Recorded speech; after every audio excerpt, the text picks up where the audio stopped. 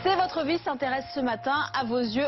Attention, on vous met en garde si vous les frottez trop. Parce qu'on ne le sait pas forcément, ça peut avoir des conséquences extrêmement graves. Explication Margot de Froville, Nicolas Badjoni.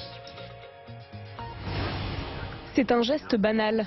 Se frotter les yeux est même un réflexe face à une irritation causée par une allergie, la pollution ou encore la sécheresse de l'air. Quand on regarde ce qui se passe grâce à une IRM à l'intérieur de la cavité de l'orbite, on voit à quel point l'œil, ici, vous voyez, est sollicité par les frottements. Première victime, la cornée.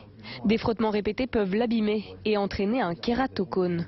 Quand on frotte les yeux et qu'on appuie en particulier avec les phalanges, les parties dures des doigts, on risque, si on le fait souvent, de manière intense et répétée, de déformer de manière permanente la cornée, qui est un tissu fragile, et cette déformation peut provoquer l'apparition du kératocone. Les frottements, c'était depuis combien de temps ?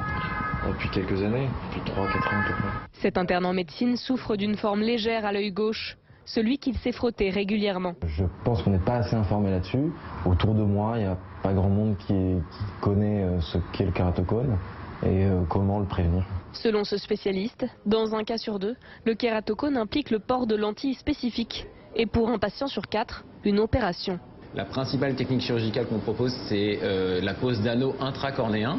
Et le principe, ça va être de glisser dans la cornée du patient qui est déformé un morceau d'anneau qui va lui permettre de redonner une forme bien ronde et de permettre au patient de corriger son astigmatisme. Le kératocone toucherait un Français sur 2000.